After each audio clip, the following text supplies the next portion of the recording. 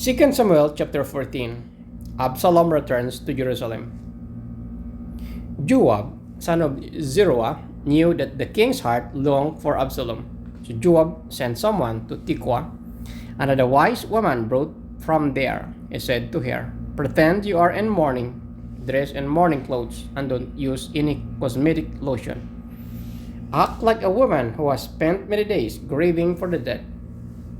Then go to the king and speak those words to him." And Joab put the words in her mouth.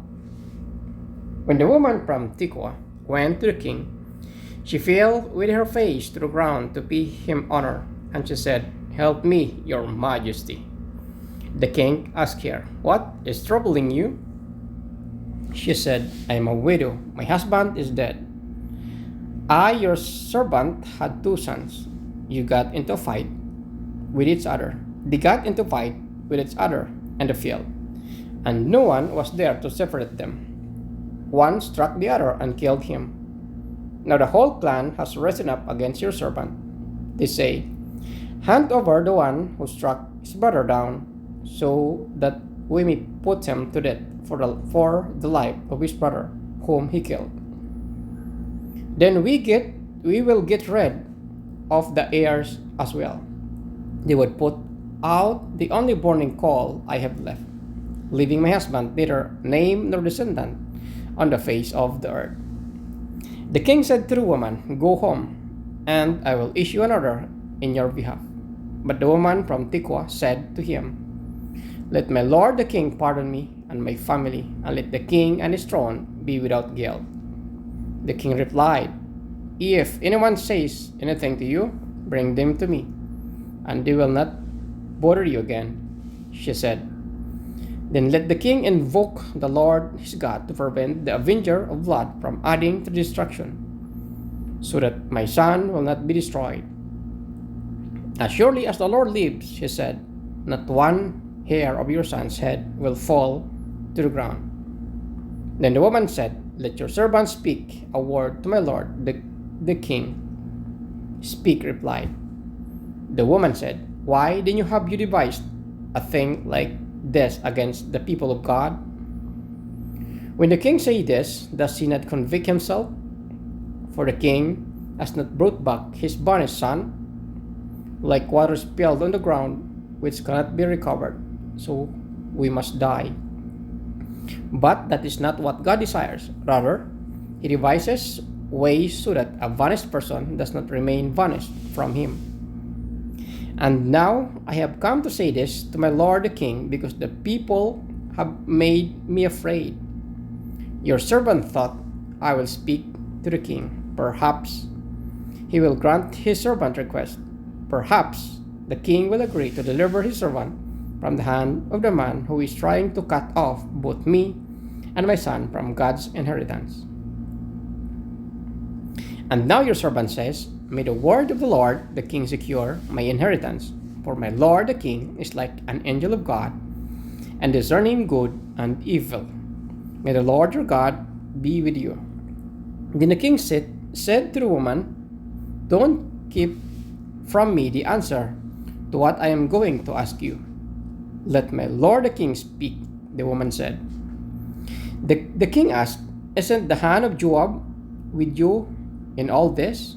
The woman answered, "As surely as you live, my lord the king, no one can turn to the right or to the left from anything my lord the king says. Yes, it was your servant Joab who instructed me to do this, and who put all these words into the mouth of your servant.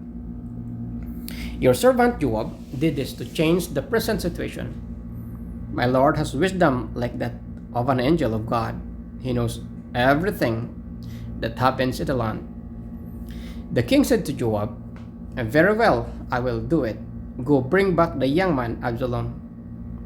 Joab fell his face to the ground to pay him honor, and he blessed the king. Joab said, "Today your servant knows that he has found favor in your eyes, my lord the king, because the king has granted his servant's request." Then Joab went to Geshur and brought Absalom back to Jerusalem. But the king said, "He must go to his own house. He must not see my face."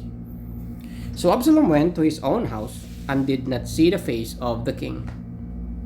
In all Israel there was not a man so highly praised for his handsome appearance as Absalom. From the top of his head to the sole of his foot there was no blemish in him. Whenever he cut the hair of his head, he used to cut his hair once a year because it became too heavy for him. He would weigh it, and its weight was 200 shekels by the real standard. 3 sons and daughter were born to Absalom. His daughter's name was Tamar, and she became a beautiful woman. Absalom lived 2 years in Jerusalem without seeing the king's face. Then Absalom sent for Joab in order to send him to the king. But Joab refused to come to him. So he sent a second time, but he refused to come. Then he said to his servant, "Look, Joab's field is next to mine, and he has barley there. Go and set it on fire." So Absalom's servants set the field on fire. Then Joab did go to Absalom's house, and he said to him, "Why have your servants set my field on fire?" Absalom said to Joab, "Look, I sent word to you and said, 'Come here, so I can send you to the king to ask, why have I come from Geshur? It would be better for me if I was still there. Now then, I want to see the king's face, and if I am guilty of anything, let him be put to death." So Joab went to the king and told him this. Then the king summoned Absalom, and he came in and bowed down with his face to the ground before the king, and the king kissed Absalom.